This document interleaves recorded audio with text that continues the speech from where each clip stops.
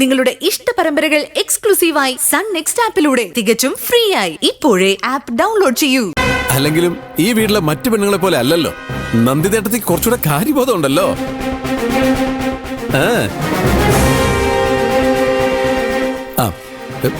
ഏട്ടത്തെ എല്ലാം ഒളിഞ്ഞു എന്ന് കേട്ട സ്ഥിതിക്ക് ഞാനൊന്നും വിശദീകരിക്കുന്നില്ല. 50-50. ഏട്ടത്തേക്ക് ബുദ്ധി ഉള്ളതുകൊണ്ട് കാര്യങ്ങൾ പെട്ടെന്ന് മനസ്സിലാവുമല്ലോ.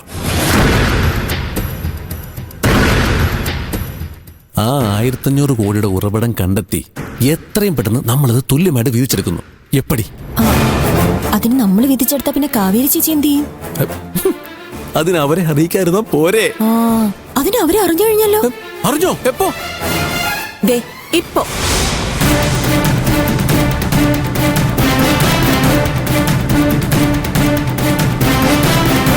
ഓഹോ, അപ്പൊ ഒത്തുകളിയായിരുന്നു അല്ലേ? സംശയം എന്താ? നിങ്ങൾക്ക് ഒത്തുകളിക്കാമെങ്കിൽ ഞങ്ങൾക്കും ആയിക്കൂടെ? മാണിക്യമംഗലത്ത് ആദ്യം വന്നു കയറിയ മരുമകൾ ഞാനാ. മാണിക്യമംഗലത്ത് ആദ്യം ജനിച്ച മകൻ എന്റെ ഭർത്താവാ. ഇപ്പൊ അല്ലെന്നാരാ പറഞ്ഞത്? ഞങ്ങളെ അറിയിക്കാതെ നീ ഇവിടെ എന്തിടപാടാ നടത്തുന്നത്? ശരി, സമ്മതിച്ചു. നിങ്ങൾ അറിയാതെ ഒരിടപാട് ഞാൻ നടത്താൻ പോകുന്നില്ല. അപ്പോ നമ്മള് സ്വത്ത് 3 വീതിക്കുന്നു. 50-50-50. ഇനി ഇതിലൊരു തർക്കമില്ല.